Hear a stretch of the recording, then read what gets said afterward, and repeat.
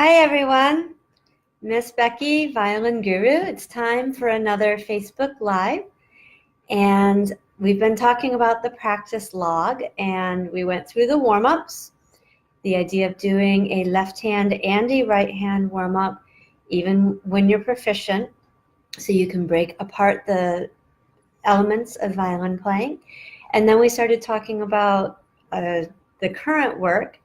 And we skipped over the goal because the goal can have so many layers. I want to go through all the parts of the practice log first.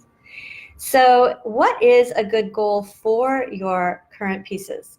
About the worst thing we can do is just play through our song and call it a day. That's not really practicing. It's more like performing. And I thought it would be helpful to talk about bad goals. And one of my lovely students tonight kind of committed one of these sins. We're getting ready for her graduation, and she told herself to play without mistakes. Don't make mistakes. So what do you think she did? She made a lot of mistakes, and it did not reflect her practice, and she was really disappointed, but we had a chance to talk about it. So when we tell ourselves don't do something, science shows that we don't process the word don't. So if I say don't think about a polar bear, you have to think about a polar bear first and then tell yourself not to. And if I told you think about a koala bear, I could have spared you the whole exercise. So when we're getting ready to practice, it's better to set a goal such as Bach articulated. He said playing well is easy. Just play the right notes in the right order. Give yourself a positive instruction rather than a negative. And then when you're playing, you'll focus on what you're doing, on remembering the notes, remembering the music, expressing and communicating the music, instead of remembering what you shouldn't be doing. Then another really counterproductive goal, so to speak, is to say, okay, today I'm going to get better. That is completely not helpful. Better at what? How do you know after you played if you got better? Did it just feel easier? Well, that's good. But how do you know if you got better? So it's much better to say, today I'm going to get more accurate on my intonation. I'm going to listen for my ringing tones. I'm going to keep track of my half-step, whole-step finger patterns. Or I'm going to work on my tone.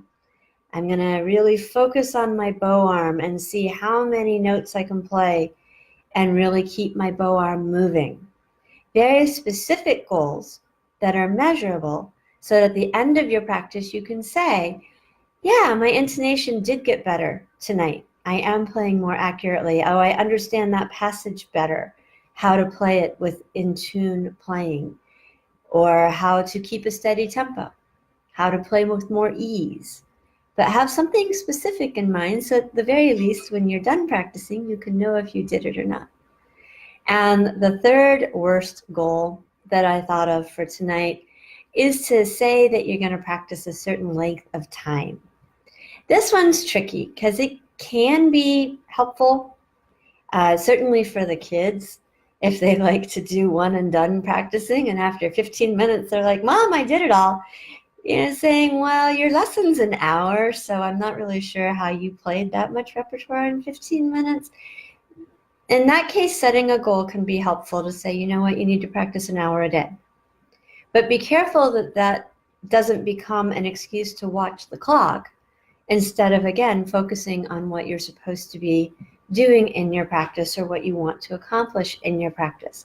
So if you're worried about time, which often I am because I have very small pockets of time to practice, then set a timer.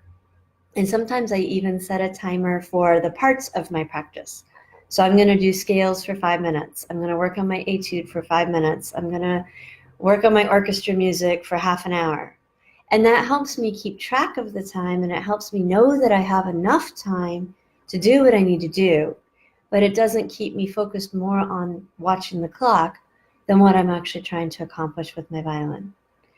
So here's a positive instruction to leave you with. Think about what you want to accomplish, not what you don't want to accomplish. think specifically about what you want to accomplish, and use a timer to keep track of your time so that all of your energy and focus is focused on your music and your violin instead of watching the clock. Please leave your comments and ideas in the comments section. And if you don't have your practice log yet, go to www.violinguruonline.com and put in your email, and you'll get a downloadable PDF from me. Have a great night.